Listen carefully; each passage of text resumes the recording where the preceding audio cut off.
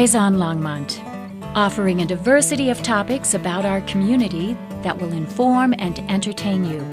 We invite you to sit back and enjoy this edition of Eyes on Longmont.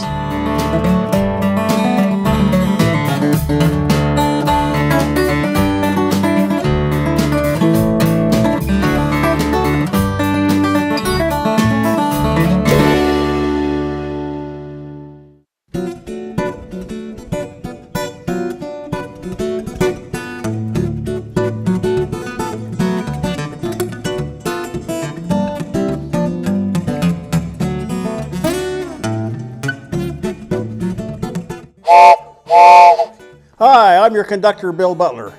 I'm going to take you on a tour of Rocky Mountain National Park, but it's a different kind of tour. It's a tour by railroad. I've always been interested in railroads. When my dad was stationed at Barksdale Air Force Base in Louisiana, my mom decided to take us into Shreveport for shopping. We went down to the train station and this big black monster came up, roaring and spitting and smoke and bells ringing and stuff like that. It was a steam engine. I fell in love. We went into Shreveport, and walking down the street, I looked in a big storefront, and here was a donut making machine. You put the flour in one end, and these gorgeous donuts came out. I have never met a donut that didn't like me. In fact, to this day, I believe that railroads and donuts always go together. Now, speaking of going together, one thing that the Park Service has always gone along with, has had an association with railroads. One of the first is Yellowstone. The Northern Pacific had a line going to Livingston, Montana. From there, you could take a bus down to the park. Later on, they developed a spur line down to Gardner. You can see the station at the bottom of the screen. They are no longer there, of course. I mean, the Park Service tore them down years ago. Another important railroad was the one into the Grand Canyon. This was sponsored by the Santa Fe. The Santa Fe actually built a line from Williams, Arizona, down to the South Rim. In fact, the Santa Fe was instrumental in lobbying to make Grand Canyon a national park. On the left is the station in 1915 that they built. On the right are a couple that I took several years ago. It hasn't changed much. In fact, you can still take this train today from Williams down to the park. Other elements of the Parks Service that has railroad-related items. There's the Golden Spike, of course, up in Utah, where the transcontinental railroads first met, and then the Steamtown in Pennsylvania.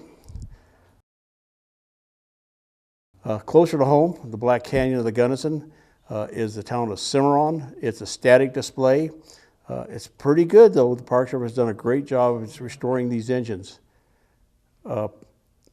The Park Service has always been, or railroads in advertising to bring people to the railroads. Railroads make money transporting people.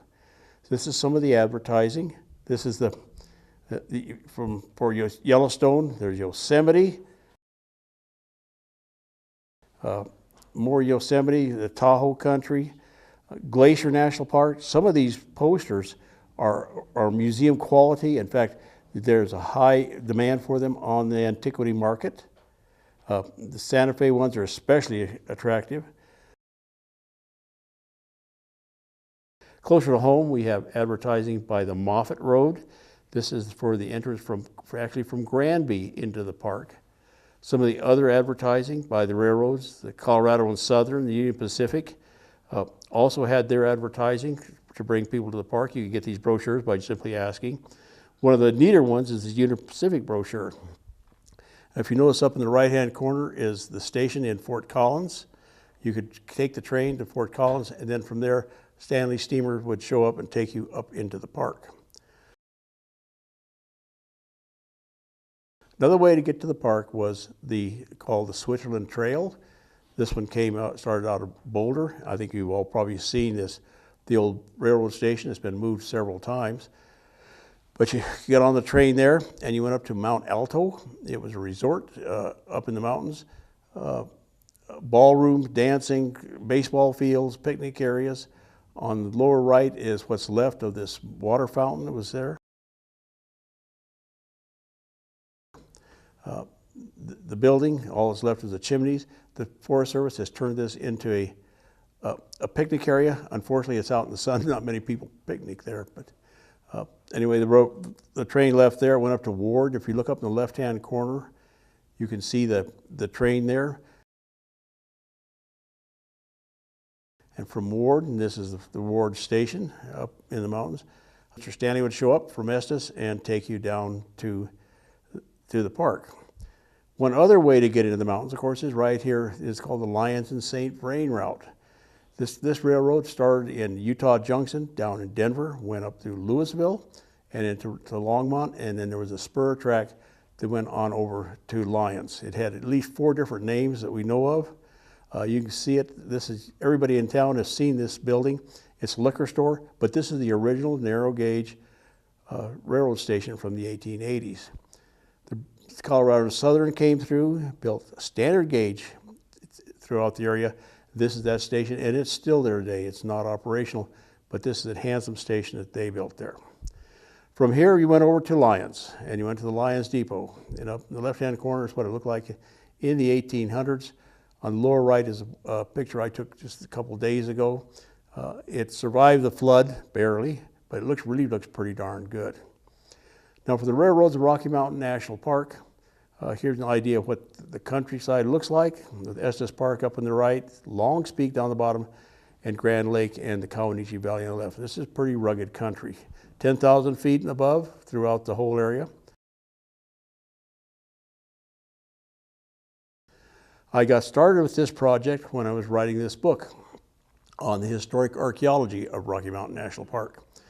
Everything in there about minerals, mining, sawmills, resorts, everything's in this book. I had it pretty well wrapped up. I was almost done with it and decided, well, I'll do the transportation system last.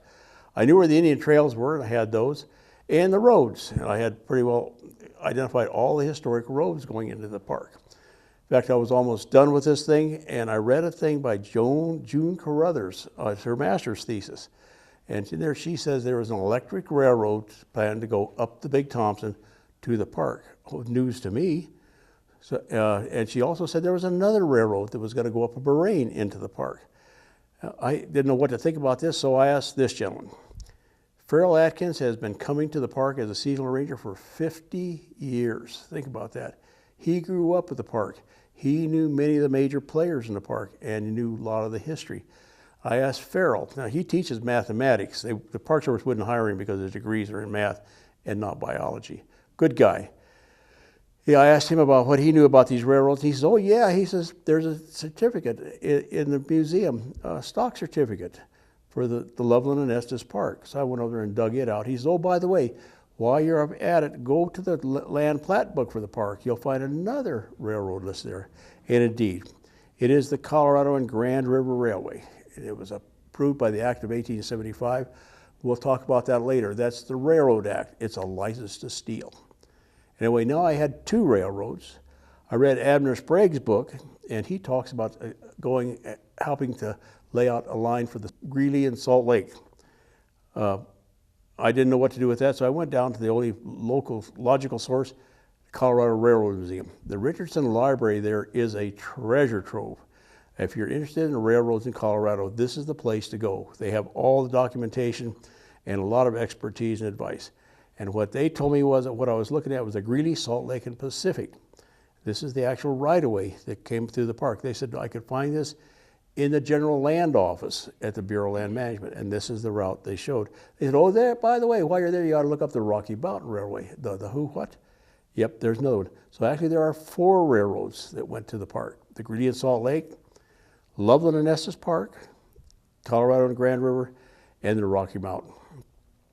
Now, the first one to look at is the Greeley, Salt Lake, and Pacific.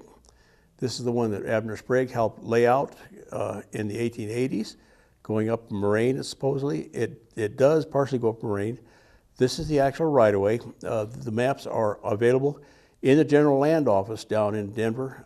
They're really easy to use, plotted out, and the Pacific had actually 2 routes that are going to go through the park. One was up the Cache La Poudre, and then up over Milner Pass, and then down in the Comanche. The other one was up the Big Thompson, and up to Estes Park, and then one in Estes Park. You can see it went around what is now Highway 34, through town, down what's now Elkhorn Avenue, or Main Street, took a left turn to go around the river, and then went past the most important store in Estes Park. From there, it turned right and went into Upper Beaver Meadows, and then up and over into Fall River, and then up over the top. This is the Fall River from the bottom, the Fall River from the top. You notice they're pretty steep slopes. Railroads in Colorado by this time knew how to build on these slopes, so it wasn't really a problem. This is what the Fall River Pass looks like, but this is not where they wanted to go. It's too high. They wanted to go around the mountain to the right there and go to Milner Pass, which is down lower, and it was easy access to the Cowaneci. In fact, the Milner is mentioned in many of these railroads. This is a panorama of the Cowaneci. This is taken from the Grand Ditch, which is on the east side of the mountains. You can see the Laputa Pass, that's where the Colorado River starts, and the Grand Lake is way down to the right, and Milner Pass with the arrow at the top. Now, the railroad that started me on this was the Loveland and Estes Park, and this is a really interesting story. The old road going there was called the Bald Mountain Road. You can see it there in yellow. This road went up and over the top of the mountain from Loveland over into the park. It was about an 11 or 12-hour ride on a buggy to get there. I mean, it took you all day. If it was rainy or muddy or something like that, you could forget it. The county commissioners, Larimer County commissioners, decided they wanted a better road. So they had a survey done of the Big Thompson Canyon. And indeed, the surveyor says, yes, it's possible you could build a road there. So they hired a man by the name William American Riley to build the road. Riley was a road builder, and he'd build roads out on the plains. He'd build railroads out on the plains. He surveyed and built the road up the canyon into Estes Park. He got there and he asked, he said, okay, now pay me, but you owe me an extra couple $1,000 because I ran into some kind of problems. Don't all contractors say that? Anyway, he got there and he says, pay me, and they said, no, we will not. So he said, I'm going to take you to court. And he did. What he found out was that because the county commissioners had never paid him anything, he owned the road outright. It was his road. So he threatened them. He says, if you don't pay me, he says, I'm going to build a railroad there. And they says, you don't dare. He says, oh yeah, I will. This is the line he went up there. And he sold stock. He incorporated, sold stock. He had the right-of-way planned out.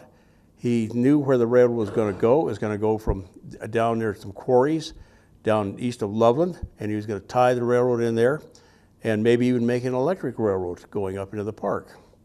The county commissioners said they did not know if they still wanted to pay, and what he found out was when he did a survey of the thing by Abner Sprague. Abner Sprague was a railroad surveyor before he went to the Rocky Mountain. He went up there and he found there's many sections of land that the county commissioners had never gotten permission to build on. And of course, Riley buys them up real quick and then threatens the commissioner. He says, I got everything. He says, you can't stop me from doing that. They finally agreed and they paid him off. So instead of having the Thompson Canyon looking like this with a railroad, we have the road. These are some early pictures of the road that went through into the park. So anyway, the Loveland Estes Park was never built. The Colorado and Grand River, this was the other railroad that I found in the plat book. It's authorizing. The Park Service has a huge book of all lands acquired when the park was declared in 1916. And this book shows you about the Colorado and Grand River. This railroad came up from near what was then called Sturdivant School, went up into the park at the Grand Lake area. They also claimed Milner Pass. The only thing they surveyed was the lower portion of the route. And the reason they did this is if you could stake a line through the pinch points, I mean the narrow parts of right-of-way, you could control access by any other railroad going up into the mountains. In other words, it was a ploy that would keep other railroads out. The railroad was never built. There's a statement in the state archives that just said it was defunct. In fact, you have, under the Railroad Act, you had 5 years in which to build 20 miles of railroad or you lost your right-of-way. They never did a thing. So it reverted back into the pot for anybody else to use. And here is the Rocky Mountain Railway. This railway was actually built, and it went from Granby, it went to from the Moffett Road, it went up up towards the park, but then went up the South Fork of the Grand River. Remember, the Grand River at this time, it was the name for the Colorado that didn't change until 1921. And it went up the road there. The station at Granby, one of the neater pictures. If you look at the lower right-hand corner, you'll see a lake. That's Monarch Lake. It's artificial. It was built by Monarch to float logs for a lumber mill to cut logs to make boxes. And the town of Monarch was established. It was a going concern. They had a bowling alley, a library, show, lots of residents. I mean, it was a big deal. Some pictures of the logging going down the river and the box mill in the lower right-hand corner. The railroad itself, very few pictures of the trains at all in there. This is some from Bollinger's. This is his Over the Mountain book on the Moffett line. Their only equipment was this 260. It's what's called a mogul engine and a way car, which we call a caboose, and they had a bunch of flat cars. In the Denver Public Library are these two pictures. An interesting story on the back of one of these pictures says that at one time the Moffett came up and they took the tender because they were out of water in their engines, took the water out of the thing, ran their engines, put it back, but didn't refill the tank. Next day, a young man took his best girl for a ride down to Granby. And got halfway down there and of course ran out of water. No water, no steam, no engine. It stopped. They had to walk back to Monarch. This is where you get the saying, remember today you say, sir, I would have had your daughter home, but I ran out of gas. This is the same story, only for a railroad. Sir, we would have been home, but we ran out of water. There's a note also on the back of this thing is that the powers that be in the town refuses to discuss this anymore. Anyway, that's the route. Went up there. They actually graded the route going up into Grand Lake. Here's a ticket that they had printed, and you can see right there it says Grand Lake. It was intended that they would go up into the park. And they had right-of-way and everything else. The box factory burned down. It was never rebuilt. There was just never any need for it. Everything, railroad was abandoned except for the rails. This gentleman used the rails with his Cadillac to take people to his fishing camp up in the mountains there. The only other trace of railroad there is this. It's a logging caboose. It's a genuine logging caboose. This is a pretty standard design on almost every logging railroad in the West. The wheels are gone, the couplers are gone, and it's sitting on the ground. And it's part of the ranger station there. It is not on the Rocky Mountain National Park office books. It's not on the Forest Service acquisition books. Nobody knows where it came from. I suspect it came from the logging in the Fraser Valley. It only makes sense. Now, none of these railroads were built. Now, why is that? When we look at passes and grades, mines, tourists, and freight. Now, passes, these are the major passes in the park. Everybody wanted to go through Milner Pass because it was the lowest. Laputa Pass would have been a good one coming up from the north, except that coming across the pass, extremely steep slopes and very unstable. It would have been a headache to try and build in there. The same with up Forest Canyon, very steep slopes. It could be done. The Denver Rio Grande did it down the Marshall Pass area down in southern Colorado, but very expensive to do. The Milner was the choice of everybody. The problem with all these passes, of course, is snow. Rocky Mountain, the Trail Ridge Road closes in like October or November and will not open to May. It is too expensive to keep open because of all the deep snow. This is pretty typical up there. I've been in there when they just opened up the road. It's something else, the amount of snow that's up there. So the snow was a problem. The railroads would have had to pay to keep that open, and that's very expensive, as they found elsewhere. All the mines in the park had closed. On the east side, there were several mines. Had all closed up by the 1880s. On the west side, these mines also closed about the 1880. The town of Lulu City and Gaskell were abandoned. There was no money to be made from minerals. Logging, surprisingly, there were lots of sawmills throughout the park, but most of the timber that they cut has gone. There's nothing left for the railroads to make any money on. These are some that are actually pictures of walls or ones that I've recorded archaeologically in the park. Tourists or lack thereof. Estes Park at that time was a summer place. People only went up there in the summertime. There was no traffic in the winter. Railroads could not make any money with there's no passengers going up there in the winter. So there were no traffic, so in some, there was just no money to be made putting a railroad up through the park. The greedy Salt Lake Pacific probably discovered this early and said, no, we're not going to do it. And I think Riley also pushed the thing for a railroad, knowing darn good well it was never going to be built because there just wasn't any traffic. Now, this isn't to say there isn't any more railroads in Rocky Mountain National Park. There is. There's the modern railroad. This is Casey's Martin's Railroad. It is now over at the dam. There's a big amusement park there. It's there and you can still ride it. But that's the last train into the park.